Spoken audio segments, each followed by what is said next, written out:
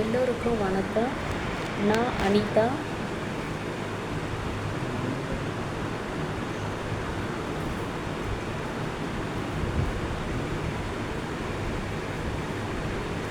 நான் வழக்கறிஞருக்கு படித்து முடிச்சிருக்கேன். என்ரோல்மெண்ட்டுக்கு அப்ளை பண்ணியிருக்கேன். என் கணவர் இந்தியன் ஆர்மியில் வேலை செய்கிறாரு. நான் இந்த வீடியோ எதுக்காக போடுறேன்னா, எனக்கு திருமணமாகி 10 வருஷம் ஆகுது.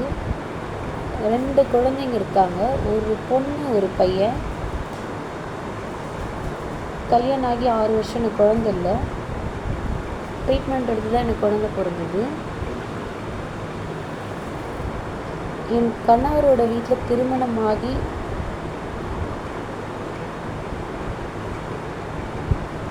என்னை குறைஞ்சபட்சம் ஒரு வரும்போது மட்டும்தான் என்னை இந்த வீட்டுக்குள்ளே இட்டுட்டு வருவார்.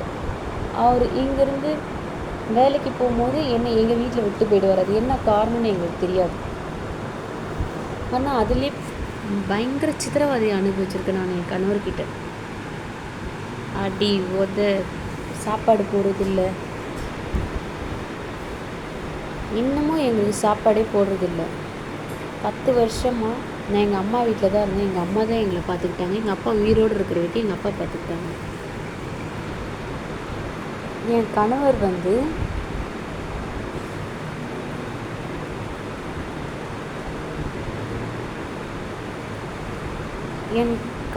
என் கணவர் தம்பி, என் கணவர் தம்பியோட மனைவி சங்கீதா, எங்கள் மாமியார் விஜயா, இவங்களால பயங்கர பிரச்சனை, சித்திரவதை, எங்களை வாழவே விடலை. இன்றைக்கி என் குழந்தையும் நானும் தனித்தனியாக இருக்கோம். என் கணவர் அவங்களோட பேச்சை கேட்டுன்னு எங்களை படாத சித்திரவதை, எங்களை ஒரு சொந்த வீட்லேயும் இருக்க விட மாட்டேங்கிறாரு, வாடகை வீட்லேயும் இருக்க விட மாட்டேங்கிறாரு. என் கணவருக்கு அதிகமாக பெண்கள்கிட்ட தொடர்புக்கு இருக்குது.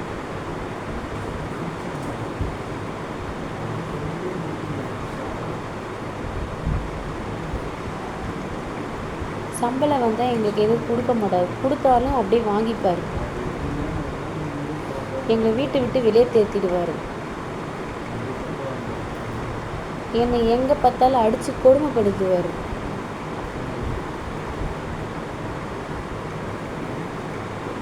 எனக்கு இந்த 10 வருஷமாக நிம்மதியே கிடையாது. மன உளைச்சல் தான் அதிகம். என்னால் வேலைக்கும் போக முடியல எங்கேயுமே. இந்த 2 குழந்தைங்களை வச்சுட்டு எங்களுக்கு யாரும் குழந்தைய பார்த்துக்க யாரும் ஆள் இல்லை.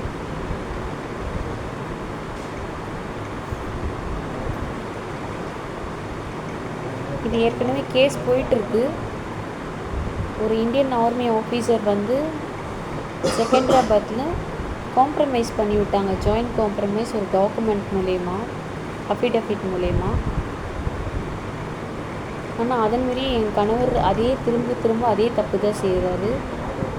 எங்களை ஒழுங்காக கவனிக்கிறதில்ல. எங்களை அடிச்சுட்டு கொடுமைப்படுத்திட்டு, தம்பி பொண்டாட்டி பேச்சை கேட்டுட்டு,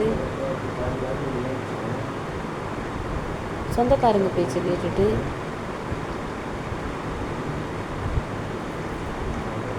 என்ன ஒரே சித்திரவதை தான். என் பொண்ணையும் அடிக்கிறாரு. இன்றைக்கி சங்கீதா என்னோட குழந்தை 1 வயசு 4 மாத குழந்தைய அடித்து என் கண் முன்னாடியே தெருத்துறா. வீடு கட்டினது நாங்கள், எங்கள் மாமியார் பேரில் இடம் இருந்தது. ஆனால் இன்றைக்கி தப்பாக வேறு இதுதோ பொய்யா சொல்கிறாங்க. அதுக்கான ப்ரூஃப்லாம் என்கிட்ட இருக்குது. என் கணவரே என்கிட்ட சொல்லியிருக்காரு, அந்த வீடு நான் தான் கட்டினேன்னு எழுத்துப்பூர்வமாக சொல்லியிருக்காரு. இன்றைக்கி எங்களால் அந்த வீட்டில் நிம்மதியாக இருக்க முடியல. அந்த வீட்டை ஆக்குப்பை பண்ணிவிட்டு, யார் ஆக்குப்பை பண்ணியிருக்காங்கன்னா தினகரன், சங்கீதா, அதாவது எங்கள் வீட்டுக்கார் கூட பிறந்தவங்க, அவங்களோட பொண்டாட்டி. எங்கள் மாமியார் இதுக்கு உடந்தி. நான் இந்த வீட்டுக்கே வரக்கூடாது, புகுந்த வீடு என் வீட்டுக்கே நான் வரக்கூடாதுன்ற மாதிரி என் வீட்டுக்காருக்கு சொல்லி கொடுத்து என்னை அடித்து கொடுமைப்படுத்துறது. ஒரே சித்திரவதை, நரக வாழ்க்கையாக இருக்குது எனக்கு. இதுக்கு எங்கே போனாலும் தீர்வே இல்லை. என்னால் திரியறதுக்கு சக்தி இல்லை. எங்கள் வீட்டில் நாங்கள் 2 பேரும் பொண்ணு. எங்கள் அப்பா இல்லை. எங்கள் அம்மாவும் ஒரு பேஷண்ட்டு.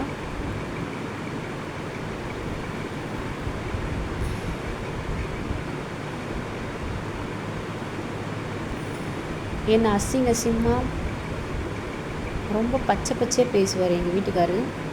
அதே போல் சங்கீதா வந்து என்னை தேவடியா ஓடி வந்தவ, 2 மணிக்கு வந்து போத்துட்டு போனவ,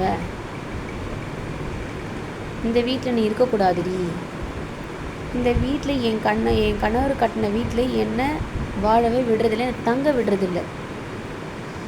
நான் ஏதோ ஒரு ஜெயில் கைதி மாதிரி என்னை வச்சிட்ருக்கார் என் கணவர். மிக மோசமான நிலையில் ஒரு ரூமில் தான் நான் அடைச்சிருக்கணும். என் மாமியாரும் ஒரே ரூமில் தான் நீ இருக்கணும்.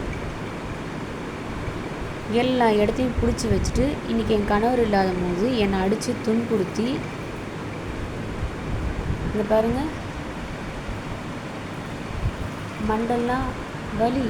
இன்றைக்கி எனக்கு டைக்ளோ இன்ஜெக்ஷன் கொடுத்துருக்காங்க, டிடி கொடுத்துருக்காங்க,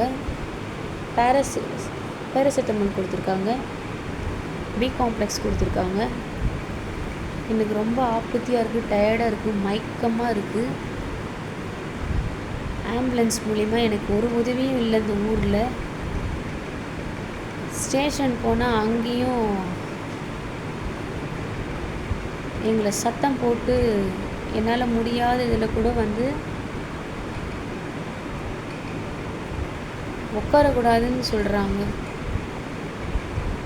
வானாபுரம் ப்ரைமரி ஹெல்த் சென்டர் போனாலும் அங்கேயும் ட்ரீட்மெண்ட் கொடுக்கல, டேப்லெட் மட்டும் கொடுத்து ட்ரீட்மெண்ட் எடுக்க முடியாதுன்னு அனுப்பிச்சிட்டாங்க. ரொம்ப இங்கெல்லாம் வலிக்குது. அந்த பொண்ணு என்னை அடித்தது எல்லா இடமும் ரணமாக இருக்குது. அவன் மேலே வழக்கு பதிவு செய்யணும். இதுக்கு வந்து மனித உரிமை தான் முன் வரணும். இன்றைக்கி நாங்கள் 3 பேரும், நான், என் முதல் பொண்ணு, என் பையன் 3 பேரும் சீரழிகிறோங்க.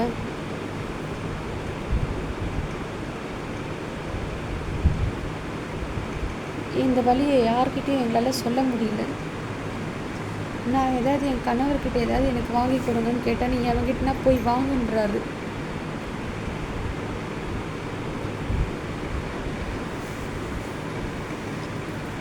அதனால் மனித உரிமை இது வந்து வழக்கு பதிவு செஞ்சு இதுக்கு சரியான ஒரு தீர்வு எனக்கு கொடுங்க. என் குழந்தைக்கு எனக்கு பாதுகாப்பு கொடுங்க. தயவு செய்து Indian army officers,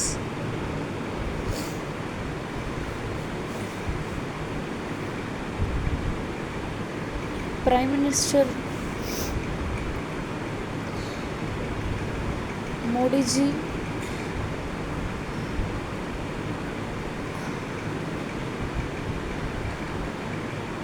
governor of India,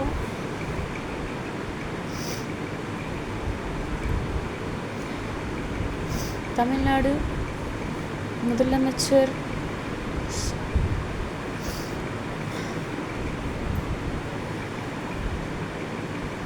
எனக்கு உமன் வெல்ஃபேர் அசோசியேஷன் எல்லோரும் வந்து எனக்கு பாதுகாப்பு கொடுத்து இதை வழக்கு எடுத்து நடத்துங்க.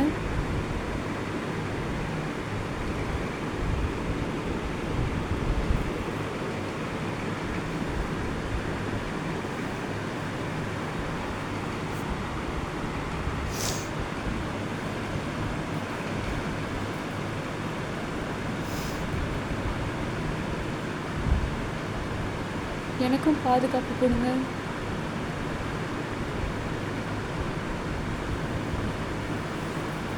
எனக்கு முடிஞ்ச அளவுக்கு மன உளைச்சலேருந்து வெளியே வந்து வரணும். நான் அதுக்காக உதவுங்க.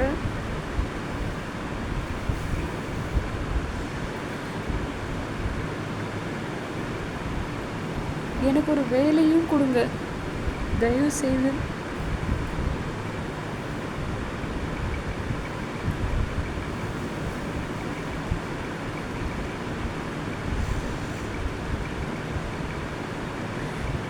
இந்த வாழ்க்கை ரொம்ப நரகமாக இருக்கு எனக்கு.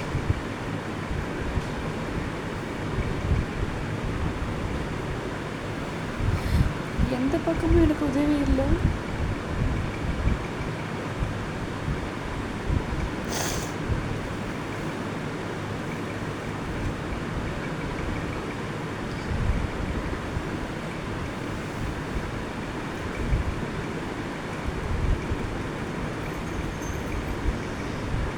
திருப்பியும் கேட்டுக்க, எல்லாரும் எனக்கு உதவுங்க.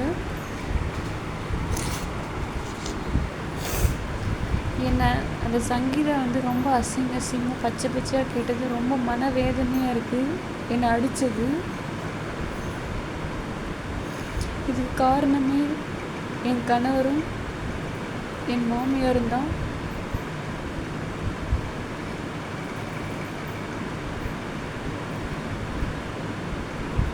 என்னை கொலை பண்ண வந்தா என்கிட்ட அதுக்கான வீடியோஸ் இருக்குது. என்னை அசிங்கமாக பேசினா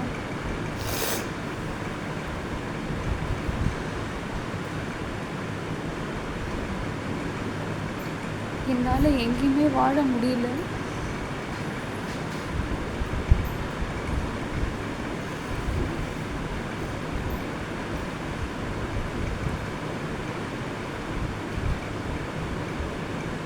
பிஎம் ஆஃப் இந்தியா மோடிஜி அவர்கிட்டையும்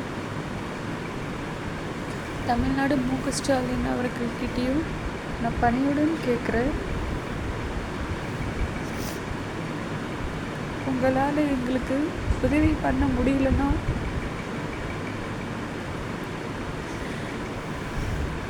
என்னையும் என் 2 குழந்தைகளையும்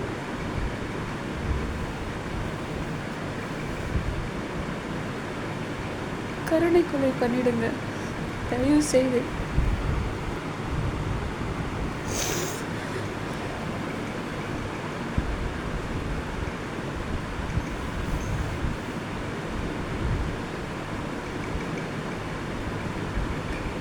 இது எதுக்காக சொல்கிறேன்னா, எப்போ பார்த்தாலும் வாழ்க்கையே பிரச்சனை பிரச்சனை பிரச்சனை. அடுத்தவங்களால எனக்கு நிம்மதி இல்லை.